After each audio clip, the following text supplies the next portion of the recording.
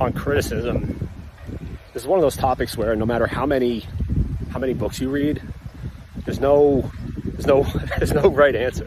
No one seems to have a perfect approach for dealing with criticism. And I think if I had more time, I would do like a case study of various people that we see today, starting with Trump, I guess, who has, like, the way he goes about shit is absolutely not what I would consider to be, I guess, if you kind of hold up this ideal of what a man should be, right? I think that's been pretty consistent throughout history, or at least many people have tried to sculpt this ideal image of what a man should be. No man has ever lived up to it, right? That's the important thing. So it's not even really being a hypocrite to try to hold yourself to that standard, to try to hold yourself to a standard that even if no one else has ever gotten there, that doesn't mean it's not worth aspiring to. So for Trump, like, the man is so fucking petty. That's the first thing I think whenever I see. I mean, you can go back to his Twitter feed from like 15 years ago.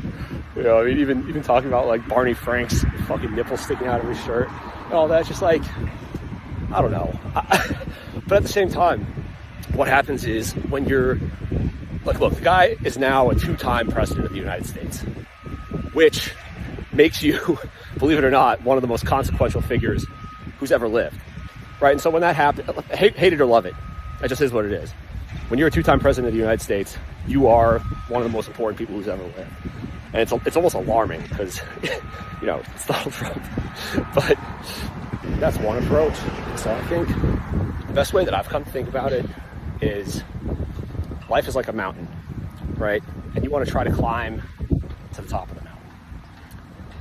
And along the way, there's going to be people that holler at you from the sidelines. And I think that every minute you spend responding to something that really doesn't need to be responded to is just a minute that's taking you away from your goals, from climbing the mountain.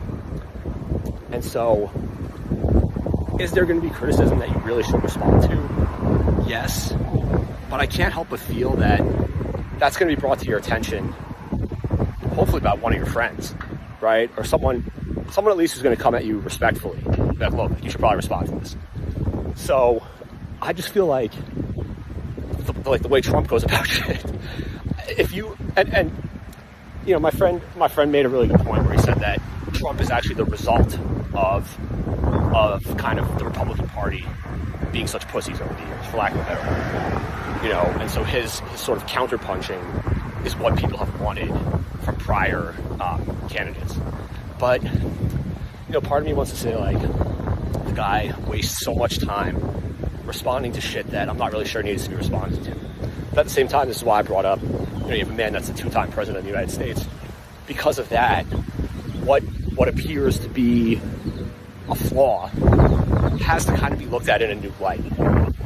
And this is kind of just part of how you would analyze like a character study of anyone that's ever lived, any man or woman that's ever lived. Something that appears to be a defect or a vice has to be sort of, you kind of hold people up like a Rubik's Cube and look at all these little, because who knows how much of this man being president twice came from what I would perceive as petty behavior. So really, I don't know. And that's why I say I think criticism is very difficult. I think the simplest way I can explain why criticism is difficult is that there is no objective truth really. You have someone giving you feedback, and you have your perception of what they say. But who's correct? Are they correct? Are you correct? Right?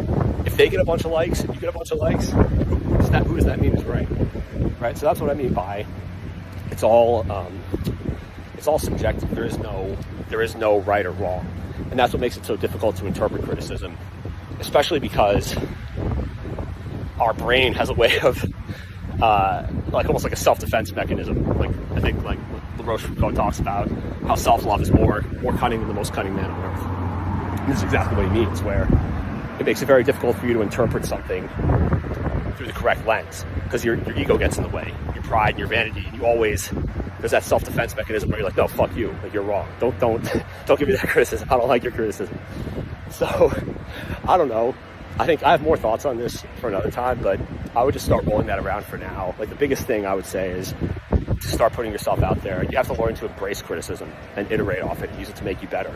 Because I think as long as you're hiding in the shadows, like, it's very hard to see yourself getting to the level of all these great people that you read about. Because one way or another, people are going to talk about you. If you achieve like any level of success, even if you try to hide, they're still going to talk about you. They're going to hear about who you are and they're going to talk about you. And so the sooner you can get comfortable with A, being talked about, and then B, I think even just like running towards the crowd and being willing to hear what they have to say about you, I think I don't even know if it's a benefit. I think it's almost something that you have no choice. You have to master this, or else it's never going to go your way.